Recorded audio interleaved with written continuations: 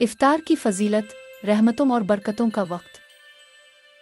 क्या आप जानते हैं कि इफ्तार का लम्हा कितना कीमती है? ये सिर्फ भूख प्यास ख़त्म करने का वक्त नहीं, बल्कि अल्लाह की रहमतों और बरकतों के नुज़ूल का वक्त है। रमज़ान अल मुबारक में इफ्तार की ख़ास अहमियत है। ये वो वक्त है जब रोज़ादार दिन भर की इबादत के बाद अल्लाह के हुजूर दुआ गो होते हैं। नबी करीम सल्लल्लाहु अलैहि वसल्लम ने फरमाया, रोज़ादार की दुआ रद्द नहीं होती, तो आइए इस मुबारक वक्त में अपने और अपने प्यारों के लिए खुलूस दिल से दुआ करें।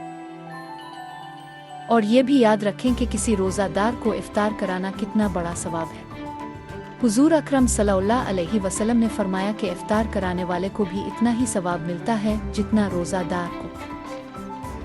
इस रमज़ान आइए इफ्तार की फजीलत को समझें और इस मुबारक वक्त को दुआ और इबादत में गुजारें।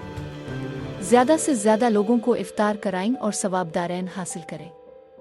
रमज़ान नशरियात के साथ जुड़े रहें और ईमान को ताज़ा करें।